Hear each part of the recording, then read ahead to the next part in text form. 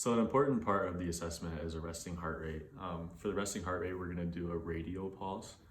This is basically just for the people that don't have like a Fitbit or an Apple Watch that can get the values for them. Um, so if you can come closer, I'll show you the part where you're gonna find this. So most people, it's on the thumb side of their wrist, and it's right in this area right here. For me, you can almost kind of see where that's gonna be. So you place 2 fingers in that area until you find the heart rate. It might take a little bit, moving up and down. But once you find that, you're gonna come over here and start your watch. And then you're gonna wanna start counting once you get to an even number. For me, I like to count for 15 seconds. So I'm gonna wait till I get to 10. I'm gonna find that spot, and I'm gonna start counting.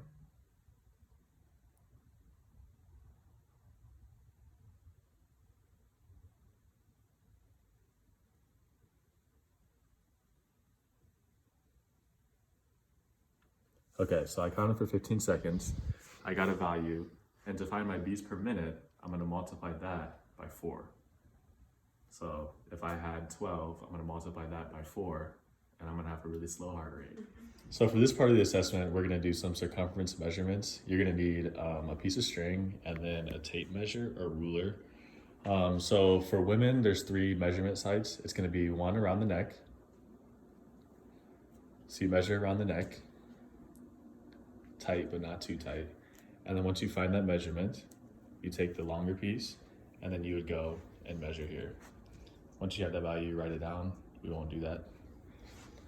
And then the second section is around the waist. This would be the skinniest portion of your waist. Usually that's right around your belly button. Again, you're gonna go here, tight but not too tight, like so. And then measure again. And then you'd write that down. And then the third section for women is around the hips. So you're gonna go around the butt, which is the thickest part. Not too tight, just like the other 3. Once you find that measurement, you'll then record for a 3rd time, like so.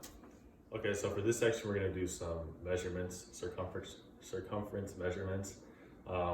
For men, you're gonna do your neck. So you're gonna go around like the biggest portion of your neck. You're gonna get it. You're gonna find that measurement, and then you're gonna go and measure. The second point for men is around the waist. You're gonna go with the skinniest part of your waist, which is usually right around your belly button. So you're gonna wrap it around like this to that skinniest part of your waist. Find that measurement. Once you get that, come here, measure, and write down your value. Okay, so for this section of the fitness assessment, we're gonna assess muscular endurance. For muscular endurance, we're gonna do push-ups. For women, the push-up is gonna be from the knees. So the pivot point is gonna be on the knees. If you go out on all 4s, I'll show. So the pivot point here is the knees, and the feet should be flat on the ground. Hands should be directly underneath the shoulders, and the push-ups will start counting when you're in the down position. So this would be go up, 1, 2, 3. And so for men, the pivot point is gonna be a little bit different. We're gonna go from our feet, and the same rules apply. So for here, we're gonna start with our feet as the pivot point.